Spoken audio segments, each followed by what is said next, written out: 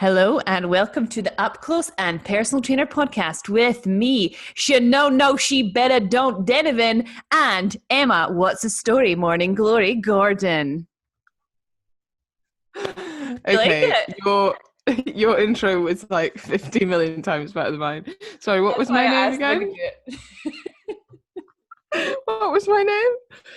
Emma, what's the story, Morning Glory, Gordon.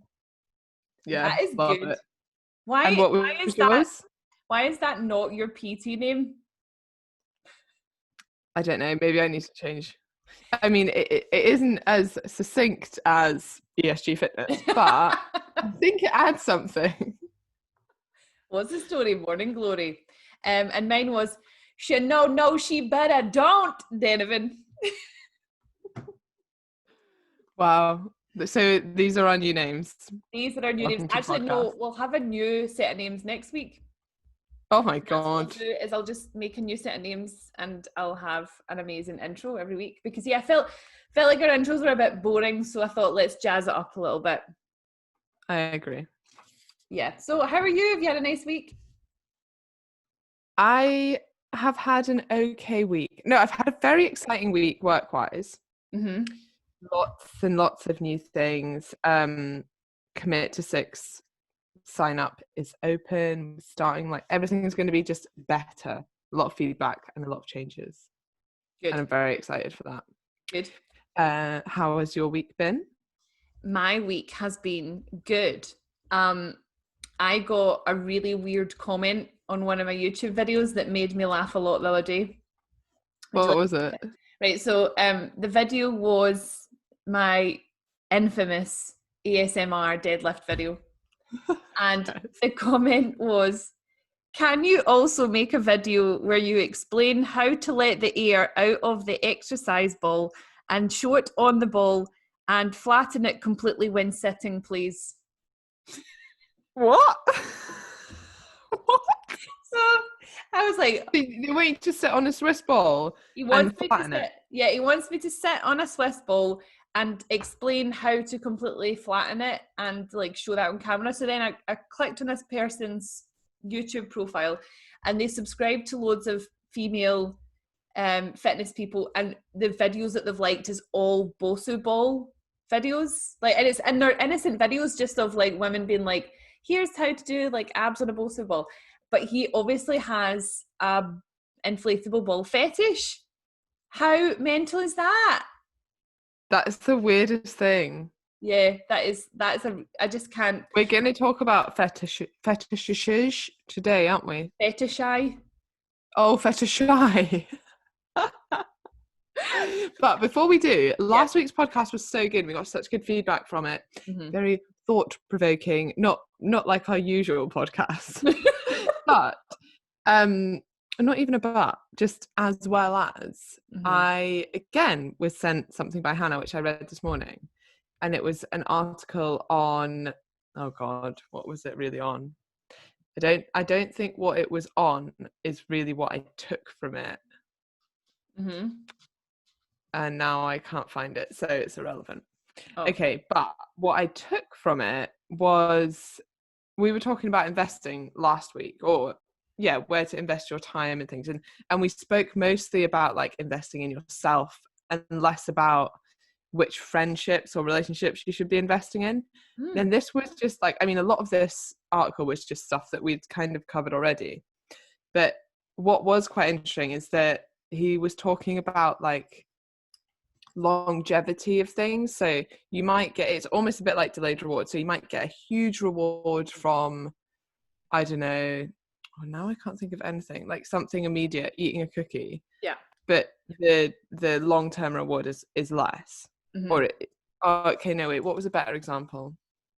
He was kind of talking about, I'm butchering this, but he's kind of talking about things that like, if I'm going to use my laptop every single day, which I like, my laptop is my work. Like I use it for hours and hours a day. It doesn't really matter. Like the cost of it doesn't even really matter anymore because it's so valuable to me that it didn't matter that it was a very expensive laptop because I'm easily going to get my money's worth from that. And he was talking about that not just in things that you're buying, So it might even be boring stuff. Like his example was a bin.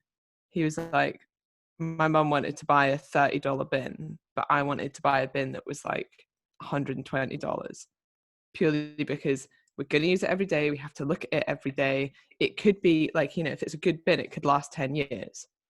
And you're kind of like, okay, that's quite a boring example, but it makes a good point that it doesn't have to be an exciting thing. Mm-hmm. But you should be thinking about like the longevity of that investment. Yeah. Or how often you're going to use that. And he was talking about how that could be similar for relationships. So for example, you're going to see your partner every single day for multiple, like for a large part of the day, for hopefully the rest of your life.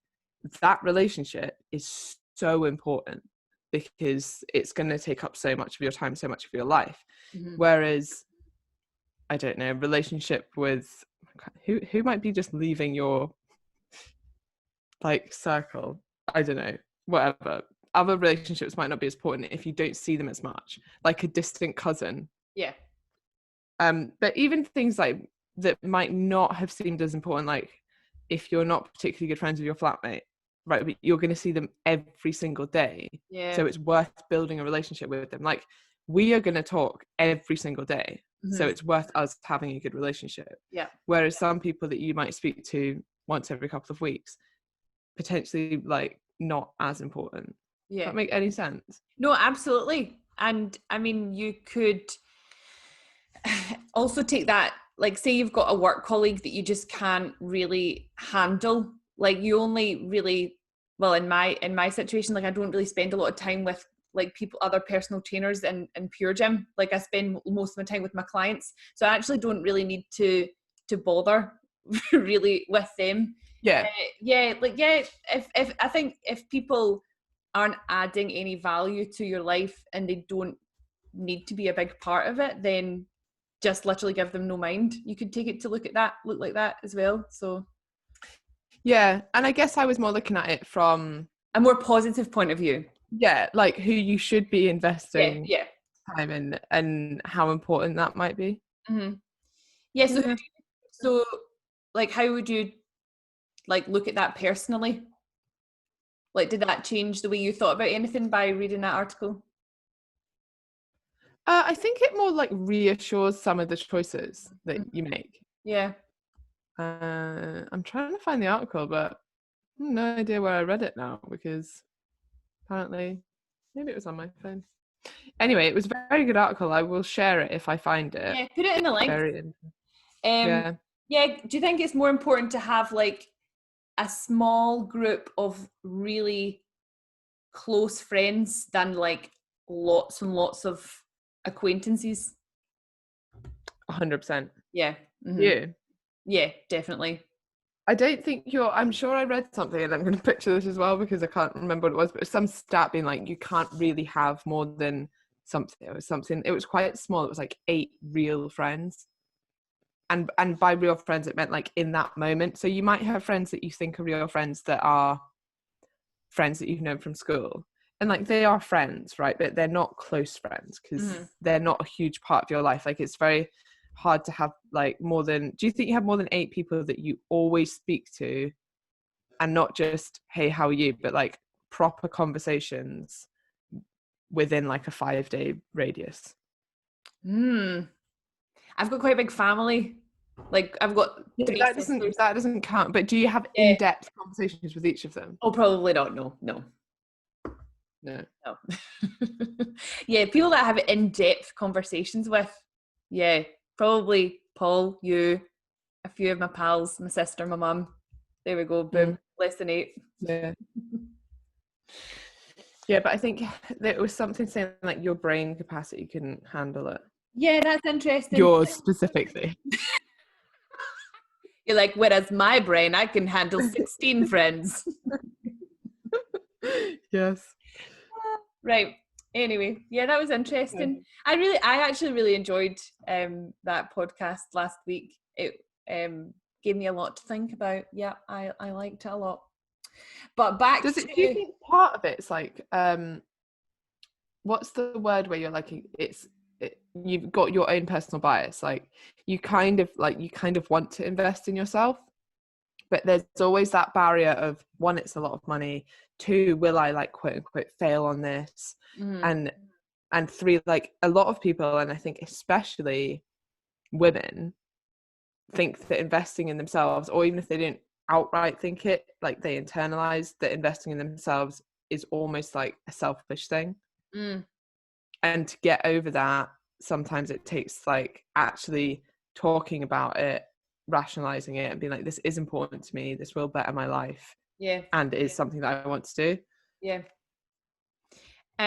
Just when you say that, I had a really bad habit of eating out of date food, and it giving myself food poisoning. I'm sorry, what? I've stopped it now. You gave yourself food poisoning. Wait, was this on multiple occasions? Yeah, multiple occasions.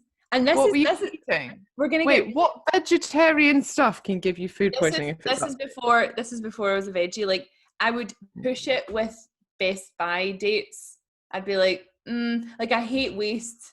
And I'd be like, go on, we'll try it. I'll just cook it, like really cook it. And I've had food poisoning quite a few times in my life because of that. And I think it's because, right, here we go, we're going deep into like the psyche of Shona.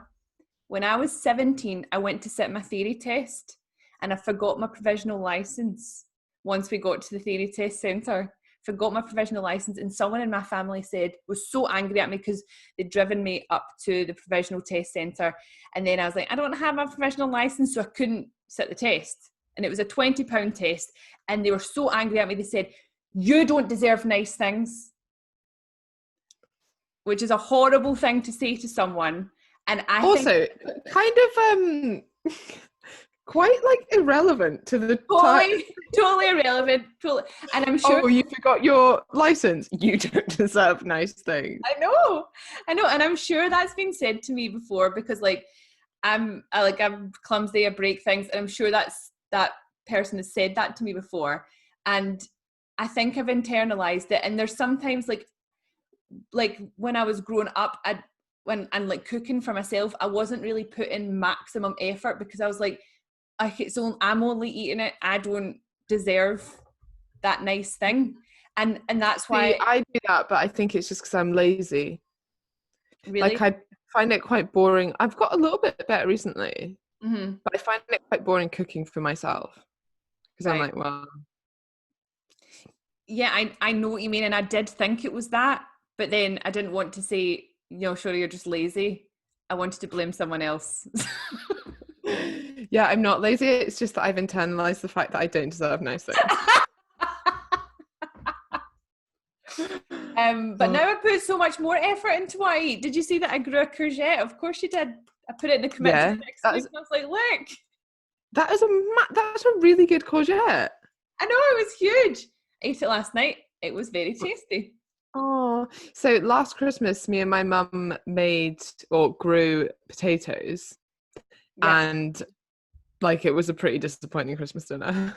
Oh. We all had like 2 of the tiniest potatoes you've ever had. My mum's like, they taste so nice, and I was like, I mean, they kind of do. I think you appreciate stuff more when you've made it.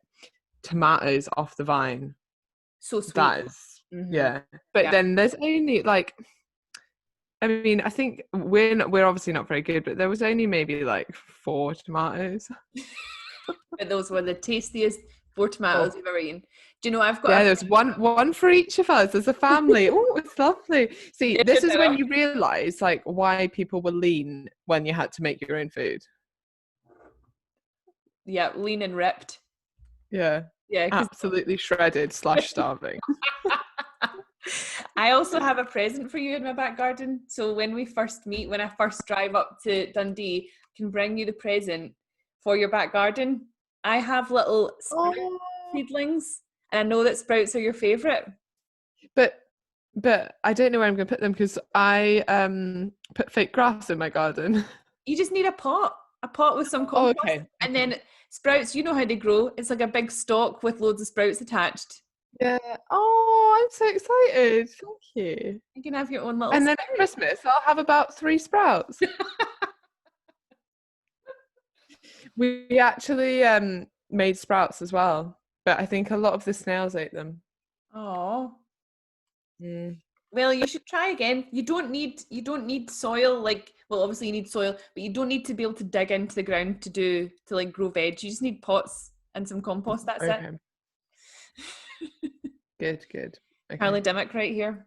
I don't think a lot of young people listening would get that reference. Sometimes I make references, I'm like, no, you're not going to get that unless you're well into your 30s. Yeah, but I think most of our listeners are. Do you think so? I don't know. I've just made that up. I think, like, judging by like our clients in Commit to Six, late 20s, 30s, 40s, some in the 50s. Like, actually quite a broad age range. Would you say millennials? How old would millennials be? I think millennials are like mid 20s to mid 30s. Oh yeah. Yeah. Definitely some of them. But then definitely some older ones. Some Gen Zs. Gen Zs or Gen Xs?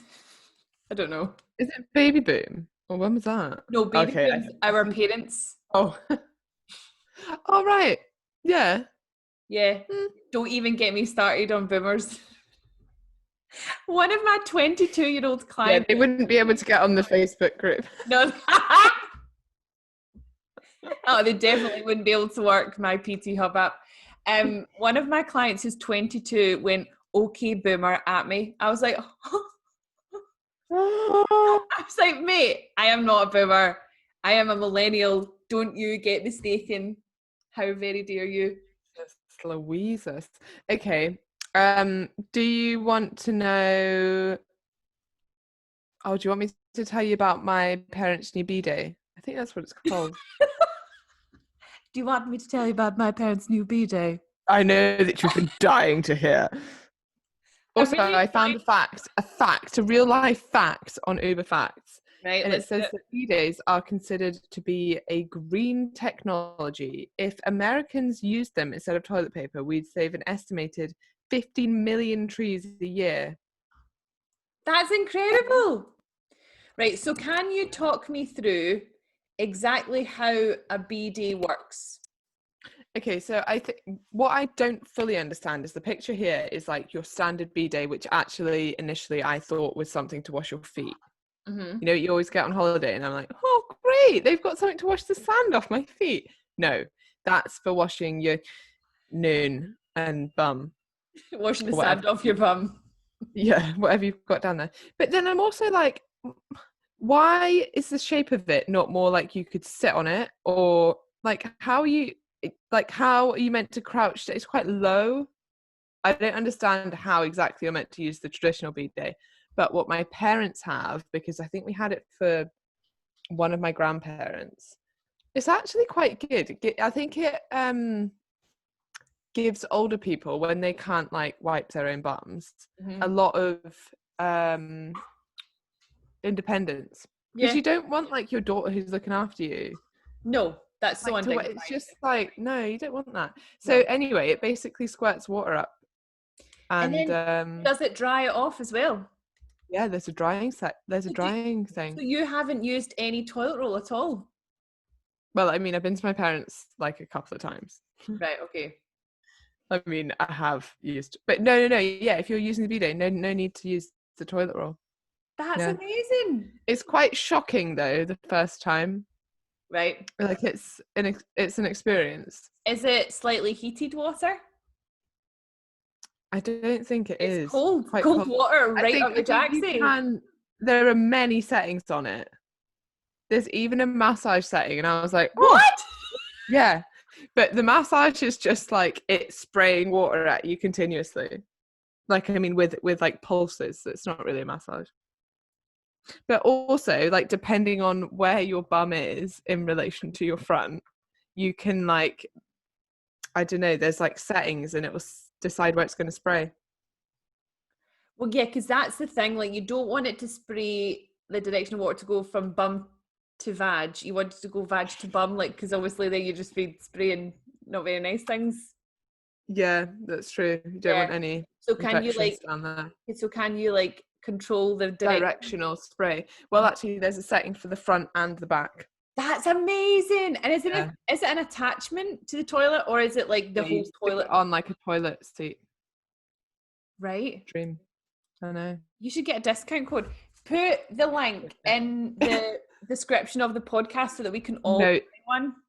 So the one that my parents have, very expensive. No expenses spared. I think they were thinking like the bin situation. Going to use this daily, multiple times a day. I think it's like £2,000. What? Yeah. I thought you were going to be like, oh, it's £500, and then I would be like, yeah, no, it's really expensive. £1,000. Yeah. When you come to Dundee, I'll take you over. You can please do. You could rent it out. Yeah, could do. Anyone on the street. Yeah. 20p. See, that's the kind of toilet I would pay 20p to use. Oh yeah. Not crappy train station toilet. Yeah. I'd pay £1. Oh, right. Oh, whoa. Right, big spender. I'm sorry, your parents are the big spenders here. Well, yeah. I mean, it's been passed down. I feel like eventually it'll be passed down to me. You know, from my grandparents, now my parents have it. Eventually I'll inherit it. This Beedi's been in the family for 10,000 years. It's like the moon cup. Oh, can't wait. Okay.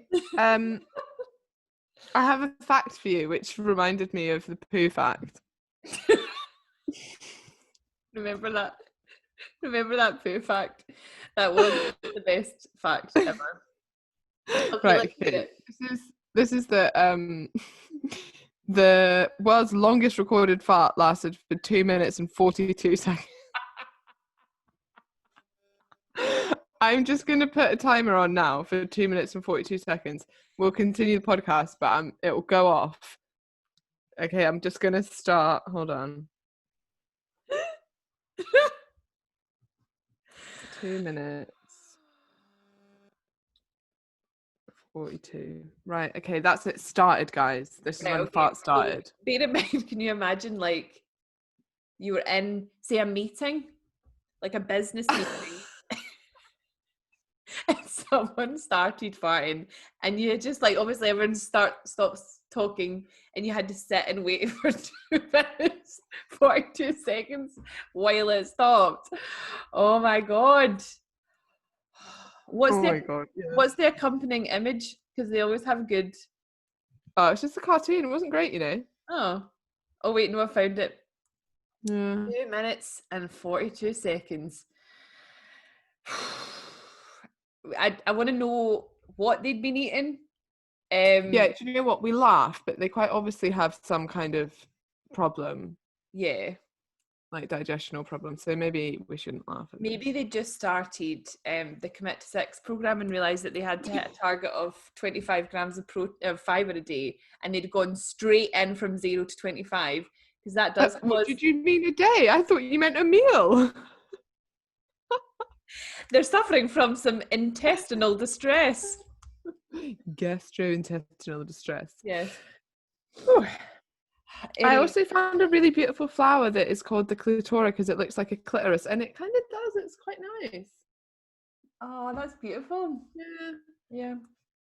Sorry to people listening on the podcast. I'm sorry. You should be also watching on YouTube. Oh yeah, of course. No, I think some people do prefer the visual. And if you're watching, I'm getting my hair done on tomorrow. How did you get an appointment so soon? Because I have a secret contact. Oh. In Commit to 6. She's also my hairdresser. Oh, also, I hate getting my hair cut, but it makes it bearable because I really like her. So what are you getting got done? to match something you did like. I think she might say, "Oh my God, what have you done? I'm gonna have to cut the lot out." I don't know. No one hairdressers are like, "Oh God, the bottom of your hair is dead." I'm like, "What do you mean?" So anyway, I don't know. I just let her do it. I'm always like, "You'll know what to do," but I am going to get it dyed, obviously. How sad is this? My hair appointment isn't until the 29th. We haven't actually. Yeah, but babe, why do you need it? Fuck off. We haven't even addressed the fact that Shona's wearing a ponytail. Yeah, right. So Right. oh. That was the end of the fart. That is how long that fart would have been. Do you think that the person like slowly deflated like the Swiss ball? Oh, oh my God. Yeah. I mean, that's a lot of gas to be inside someone. It's a lot of gas, and they definitely had some bloating, but the relief that you would feel, Oh so God, good. yeah. They must have felt. Now that Yeah. sort of brings me on to like something I was going to tell Emma about, is that there's this thing on the internet called Rule 34. Have you heard of it? No. Right, so it's basically the concept that if something exists in this world, there has probably been a porn made about it. Why is it called Rule 34? Don't know. We could look it up. But basically, yeah, that's what it means, is that for everything that exists, there's a porn. So Beedies, yeah, definitely there'll be Beedi porn. Oh yeah. Swiss balls, yeah, Swiss Also, ball porn. I think having a B-day before any kind of sexual activity, probably a great thing. And after. Oh yeah, But during? Meh. Maybe on the massage function. Yeah, of course. Yeah, you'd be like, right, your turn now. My turn now. So I found this article that you might be interested in, and it is 46 sexual fetishes that you've never heard of. Oh, I am very interested in this. Are you? Right, so how about we play a game where I tell you the name of the fetish and you guess what the fetish is about based on the name? Okay, but I think I'm going to be very bad at this game. Right, here we go. Right. Acrotomophilia. Acrotomophilia. Acrotomophilia. One more time, please. Could you spell that? No, you don't need to spell it. Is it acrobats having sex? It's arousal to amputees. What about actirasti? Actirasti. I have no idea. Arousal to the sun's rays. I really enjoy the sun's rays, but I don't know if it Arouses arouses you. me. Do you know what? I have found an Uber fact on this as well, which I wanted to ask you about. So, have you ever been aroused by the smell of donuts? Like sexually aroused? Definitely not, no. No, because this says, I mean, obviously we know the legitimacy of Uber facts, but the smell of donuts can increase blood flow to the genitals and stimulate an erect penis. I don't believe that. No. No. I don't believe that. It would also be very... Do you know what I was thinking as well? Like, you know, like guys can't obviously totally control when they get hard. How embarrassing in certain situations. Like, imagine that was you, that like every time you saw a donut, you got hard on. Imagine working in Krispy Kreme. Well, obviously you would not work there if that was your... You're right. Well, if it was your fetish, one place. Yeah, that would be... Oh, yeah, not okay. Wait, see if you I was speaking to wait, see if you can guess this one. Pubophilia. Arousal of pubes. Yeah. Two pubes. Pubophilia. It sounds more like... When you say philia, it doesn't sound like it. It's more like homophilia. Homophilia? It sounds more like a disease or something. Yeah, you're right. Philia, yeah. I think phobia. I always think phobia. Yeah. Well, maybe philia is the opposite of phobia. Opposite. I feel like we've discovered something here. Knowledge. Oh, my friends have gone up. I've just made a ninth friend. Oh, I'm so clever. You've got space for a ninth friend now. Yeah. What were you going to tell me? Oh, it was more about willies, I think. You know, my favorite subject. But yeah, I was talking to a friend and he was talking about this must be like obviously something guys do in changing rooms or whatever. But they just get naked and have showers, right? Fine. But one of the guys at football had like the smallest penis ever, and he says that he's never really had he's the nicest guy, really good looking guy, never really had a girlfriend. Oh, Which is such a shame because you're like, well, and also something you can do absolutely nothing about, to no, my knowledge. no. But surely, like, that is kind of like self-imposed, because I'm sure there's someone out there that would love him regardless. And you just because you can't penetrate someone, because I assume that's the issue. So, I was actually trying to be serious here. I know. Which is why it was so funny. Like, oh, you know, yeah, we can't do these kind of. Like, I was actually trying to give like genuine agony aunt sex advice, and like, Oh, right, okay, well, okay. So if yeah, you're I think listening, George, what's his name? John.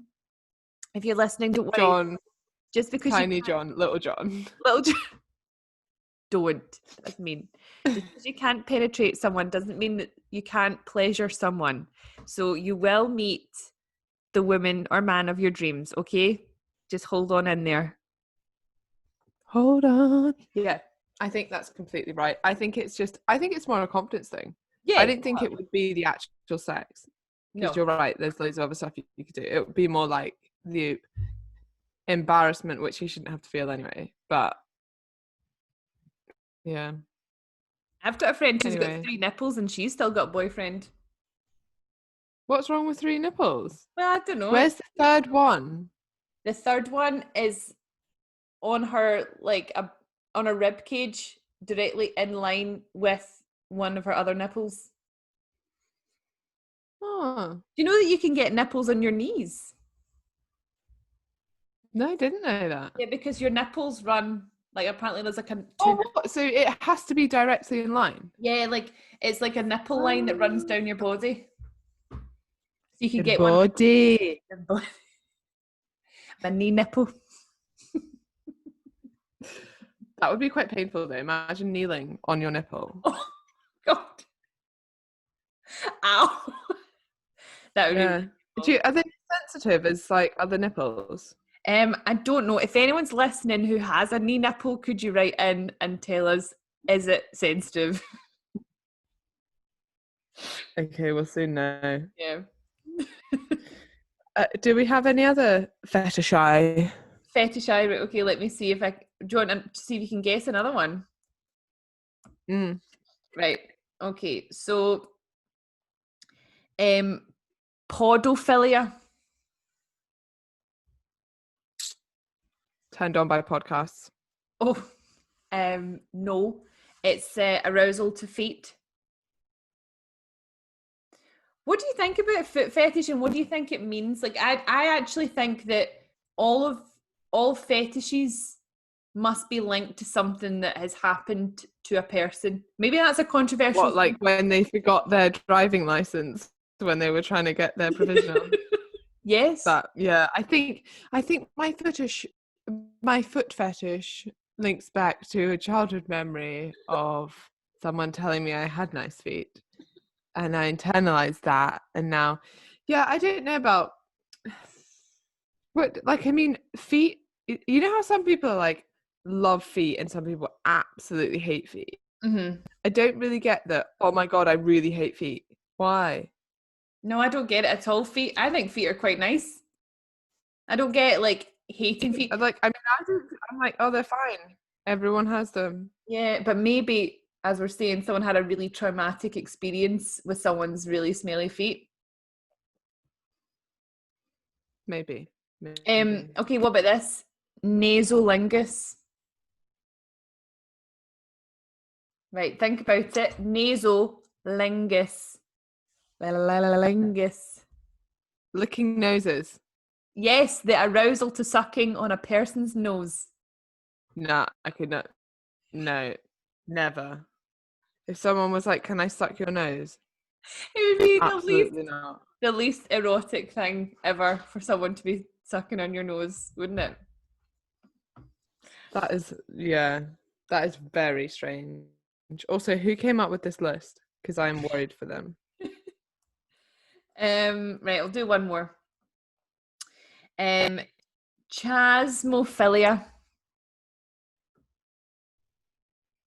Chasmophilia. Mm-hmm. No idea. Arousal to caverns, crevices, and valleys. What? So they would go into a valley and have sex there? Or What's maybe a they crevice? a crevice. Oh, we're gonna do one What more. is a crevice? A crevice is just like a little Small like space. little space between two spaces. Like this one kind of gives me a good mental image. Climacophilia. Turned on by someone having an orgasm. Arousal to falling downstairs. I have been any more wrong.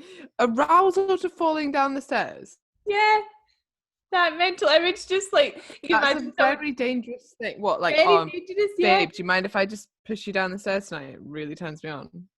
Well, see, that's not cool. But if someone just like threw themselves down the stairs and was like, oh. No, sorry, don't need a partner. This is enough of me.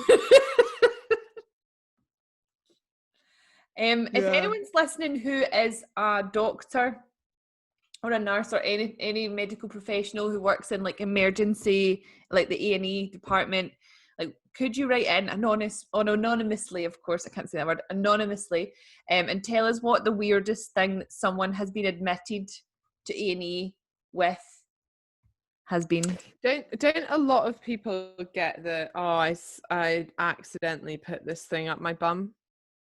Like I imagine if you work in A&E, you probably have removed a lot of items from bums. Yeah, it would still be very embarrassing though. Mm-hmm. Yeah. Well, wait, hold on. I've got some here. Some fetishes. I worked as an orderly. Don't know what that means. Is that just like an admin? Yeah, possibly. Oh, in our local ER, which I guess is A&E here, while I was a university student, and some man came in with a vacuum cleaner hose stuck on his penis.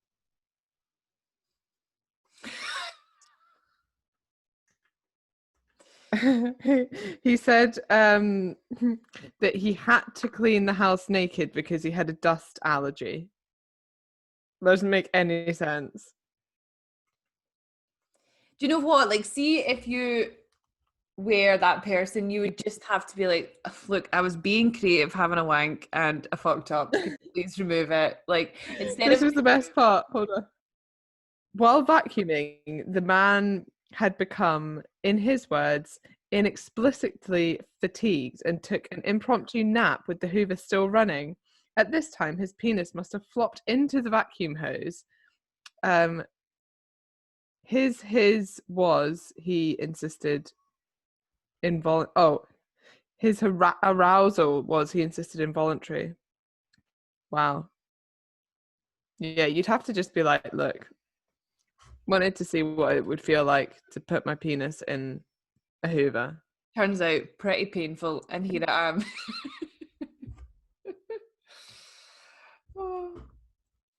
Oh my god. Ducks ripped my scrotum open. Now that's a headline for you, isn't it?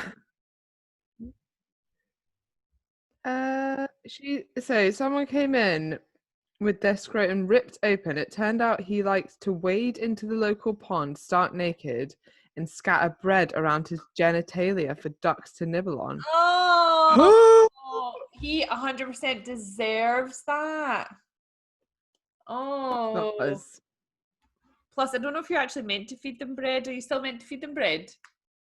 Does it not like make them swell up? People say that it makes them blow up or something, or swell up. I mean, I could understand like all the like if the bread expanded in them. Mm-hmm. Maybe it's too much Don't really know fiber. why. Wow. There you go. Mm-hmm. There we go. That's it, really. That was somewhat enlightening. This podcast. Yeah. This is what happens.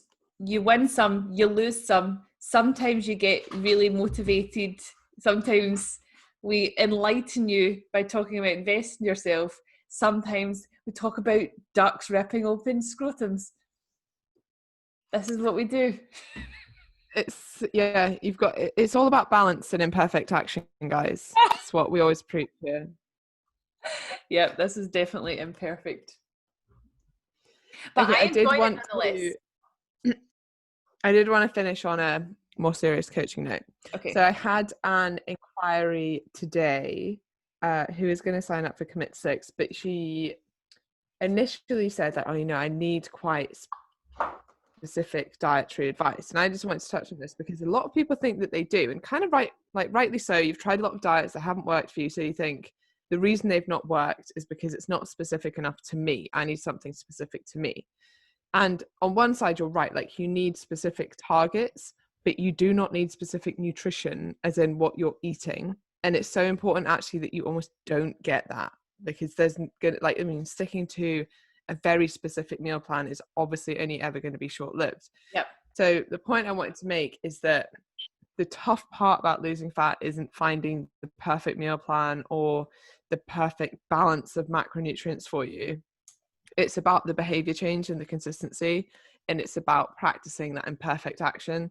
And the reason I keep talking about that is because it came up so often. I just did the final check-ins for Commit to 6, which were amazing.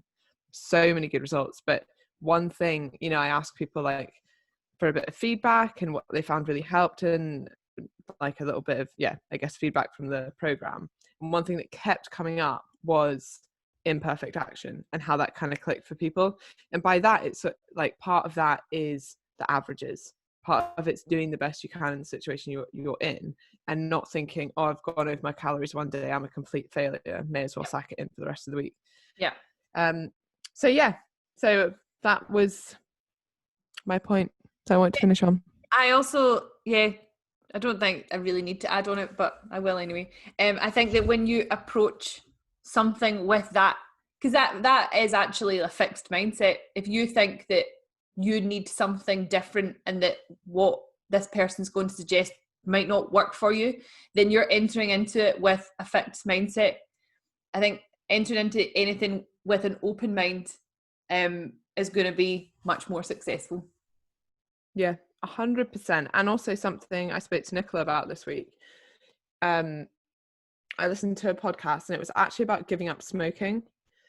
And the woman was making the point, sorry, it wasn't about giving up smoking, it was about giving up alcohol. But anyway, same thing. Like in both of those situations, you measure your success on 100% success. Yeah. So how many years have you not smoked? How many years have you not had a drink? Yeah. And she was saying that actually that's setting you up for failure, because even if you're like 10 years along the road and you have a drink, that's failing. That is ridiculous. You have had one drink in 10 years and that's failing. Yeah. Like it's obscene. And people come into dieting with almost the same approach of, I've not sucked my calories this week, so I failed. Ridiculous. Like look at if we're just looking at Commit to 6, cool, you went over one weekend and it wasn't planned, and maybe you feel like you've messed up a little bit. You haven't over the 6 weeks. That's 2 days potentially. 2 days out of 6 weeks. And if you start looking at things as like a percentage, I'm not good enough at maths to do that percentage, but let's say that was only, you're still 95% on track. And by instilling that notion of imperfect action, you realize that actually measuring your success on 100% or nothing is the most ridiculous thing. And even when you look at smoking and drinking, like, okay, over a 10-year period, how many drinks have you had? 5. That's not a failure. A failure would be, cool, you got to 10 years, you had a drink, and then you started binge drinking because you thought, well, no point now, I've lost my 10-year streak. Yeah. Same with when people get so obsessed with MyFitnessPal and they're like, I've stuck to 1,500 calories or whatever it is, or logged my food every day for the last, there's people that have logged their food every day for like years, and then they mess up once, and that would turn into them because they built up that like feeling like that is success, that they've got this long streak of doing something consistently. Then the one day that they don't, like that's going to seem like a huge failure to them, when really you've still got 99.99999% success, or like on point, even if we don't call it success. So I thought that was a really good way of looking at it as well, and helps sort of get behind that mindset of imperfect action, which is doing things even if it's not completely perfect, and focusing on doing things good consistently rather than doing things perfectly but inconsistently. I love that. Well, that was a joyous podcast. Thank you very much. Everything from ducks ripping out scrotums to imperfect action. Well, thank you so much for listening. Have a lovely week. Bye. Oh, do you know what we never say? What? And I don't even know if it helps, because I was listening to podcasts and they always say this and I don't really do it. Can you like, subscribe, rate, review, whatever it is, share if you've enjoyed it? We love seeing that. So thank you very much to the people that do. And it makes us think that we're doing a decent job. Thank you.